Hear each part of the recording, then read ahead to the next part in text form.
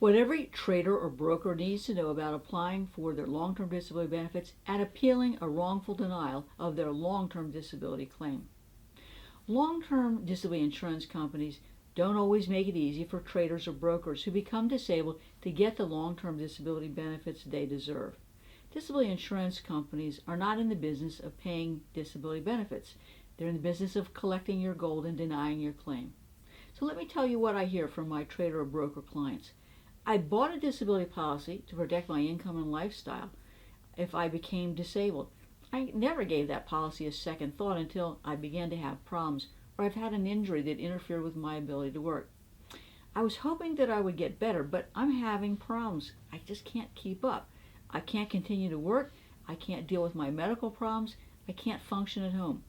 Nancy, is it time for me to apply for my disability benefits? And if so, what's in my policy? Well, the unthinkable, the unimaginable, and the unbelievable has happened to you, much like it happened to my father. And you have no choice but to apply for your long-term disability benefits. I don't want the disability insurance company to rob you of your peace of mind and your financial security. Pre-planning and your long-term disability application. Now, many traders or brokers think that just because they manage multi-million-dollar trades, or they got their MBA, they know how to apply for and get their disability benefits without the assistance of an individual disability or an ERISA disability attorney such as myself. Wrong.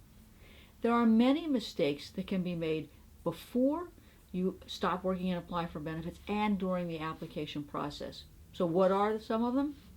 Well, there's a failure to understand crucial terms in a disability policy. What does disability mean? Own occupation. What are before disability earnings? What are post-disability earnings? There's a failure to also understand what monies can be deducted from your benefits. The receipt of Social Security disability benefits, personal injury settlements, even a buyout can impact the amount of your disability insurance benefits.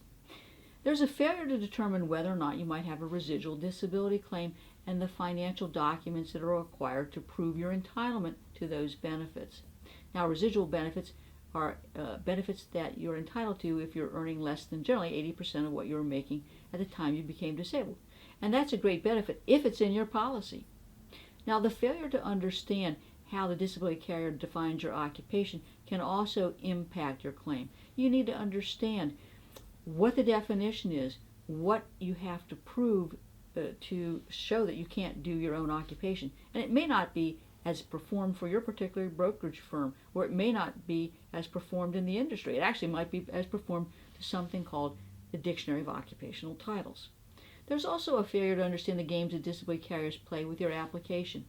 And as a result, there's a failure to have a strategy to defend yourself against these games before they even start. Look, I know there's nothing more crucial to you than your disability benefits and your health when you're unable to work. Don't be a do-it-yourselfer. I've never had an initial application that I've prepared and submitted denied. So don't go it alone. Just because the disability carrier has started paying benefits, don't think they're going to continue to pay your benefits forever through the life of your policy. You will have to each month continue to submit activity forms and have your physician fill out attending physician statement forms. Now, the timing of that may change, but these forms needed to be completed properly, timely, and they need to be consistent. Many times I know that traders or brokers are just not ready to stop working, but they're losing income because of their disability. As I said, residual disability claims for lost monthly income can be tricky. Now, carriers are going to play games with the calculations. They're going to play games with the definition of what your before monthly income was, how they're earning or analyzing your current financial statements and what you're making, and whether or not you have an entitlement to residual benefits and the amount of those benefits. Now, there may come a time when you realize that you just can't keep on working. You need to have a plan to stop working, and you need to do it in a way that doesn't jeopardize your continued disability payments. As I've said, carriers are not in the business of paying disability benefits on a long-term basis. They actively look for and they create reasons to deny paying your continued benefits. So just because you're being paid doesn't mean that your claim is immune from scrutiny. In fact, it's not uncommon for disability carriers to target traders or brokers or even certain types of diseases for termination. Don't allow yourself to be set up for a termination of benefits. Lump sum buyout of your benefits. Nobody can force you or your disability carrier into a lump sum buyout of the remaining period of your disability benefits. There is sometimes a time and a place for a buyout. A buyout has to be in your best interest or it just doesn't work. But there are many factors that have to be considered in evaluating the value of your benefits and what's right for you.